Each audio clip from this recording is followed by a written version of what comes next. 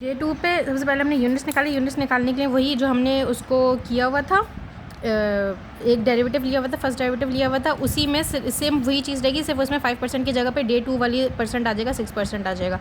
उसको किया, हमें यूनिट्स पता चल गया कि हमारे डे 2 पे हमें कितने यूनिट्स शॉर्ट करने हैं। हमने 4.93 करने हैं और पहले हमने किए हुए थे 6.61, तो मतलब हमने ज़्यादा किए हुए, हमें उसको कम करना है। तो इन दोनों का जो डिफरेंस आएगा वो हम लॉन्ग करेंगे। अब हम लॉन्ग करेंगे क्योंकि हमने पहले से ही ज़्यादा किए हुए हैं, हमें उनको ज़्यादा को हमने जो एक्स्ट्रा किए हुए हैं उनको हम वापस परचेज़ करेंगे, जो एक्स्ट्रा शॉर्ट किए हुए हैं उनको वापस लॉन्ग करेंगे। तो इन दोनों का डिफरेंस आएगा, उसको हम लॉन्ग करेंगे 1.68 यूनिट्स। उसको हमने लॉन्ग किया स्टॉक प्राइस पता करने के लिए। यही 1 माइनस आर टी में आर टी की जगह पे 6% रखोगे तो स्टॉक प्राइस आ जाएगी, ये रहा 1 माइनस आर, ये आर की जगह पे 6% रखेंगे तो 94 आ जाएगा। 94 मल्टीप्लाई बाय जो यूनिट्स हमने लॉन्ग करने हैं वो, इन दोनों को मल्टीप्लाई किया तो हम बस लॉन्ग आ गया। हमने कितने लॉन्ग कर लिए, वही जो इंटरेस्ट पे किया था, ये वाली चीज़ वही बिल्कुल वैसी होगी कि 23 जो हमने लोन लिया था उसको मल्टीप्लाई करेंगे रेट से, वही जो उस दिन का रेट था उससे मल्टीप्लाई करेंगे 5% और 1/365, ये उसका रेट आ गया। जो हमने इन्वेस्टमेंट की हुई थी उसको हमने मल्टीप्लाई किया अपने रेट से, टाइम से, तो उसका अमाउंट आ गई। अब उसके बाद ये अगली चीज़ उन्होंने क्या की हुई है, ये है कि 628 माइनस ये जो हमने आखिरी जो इन्वेस्टमेंट की थी ना, 628 हमने आखिरी इन्वेस्ट किया हुआ था, लेकिन अब जाके हमने कुछ लॉन्ग किया, अब हमने परचेज़ किया तो हमारे पास से पैसे गए हैं। तो 628 जो हमें इन्वेस्टमेंट की उसमें से 158 हम माइनस करेंगे तो 470 आ जाएगा। 470 हमारे पास बचा, उसको वापस इन्वेस्ट कर दिया। फिर उसके बाद वही चीज़, पहले इन्वेस्टमेंट इंटरेस्ट रेट पे किया जो लोन लिया हुआ था उस पर से, फिर इंटरेस्ट रेट रिसीव किया जो 470 हमने रखा हुआ था उस पर इंटरेस्ट रेट रिसीव किया।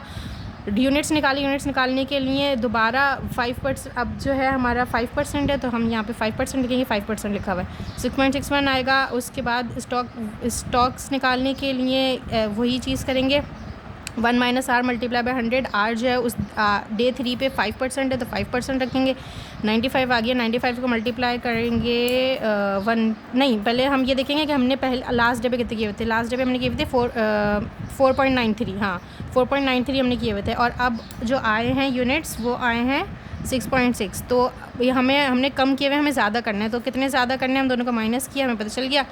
अब इसको हम और शॉर्ट करना है तो 1.68 को मल्टीप्लाई करेंगे, जो हमारे पास स्टॉक प्राइस आई है उससे उन दोनों को मल्टीप्लाई करा तो हमारे पास टोटल शॉर्ट करने की प्राइस आ गई, वो उसको हमने इन्वेस्ट कर दिया।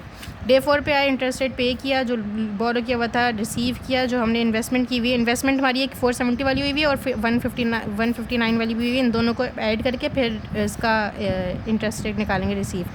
फिर यूनिट्स निकाले, यूनिट्स निकालने के लिए उसी में डे 4 पे रेट है 6% का तो 6% रखा, उसका यूनिट्स पता चल गए। तो फिर उसके बाद हमने वो निकाला 1 माइनस आज है 6%, तो 6% मल्टीप्लाई बाय 100, तो इसका जो आंसर आएगा वो यही आएगा 1 माइनस आर। इसका आंसर 94 आएगा तो 94 लिख देंगे इसको।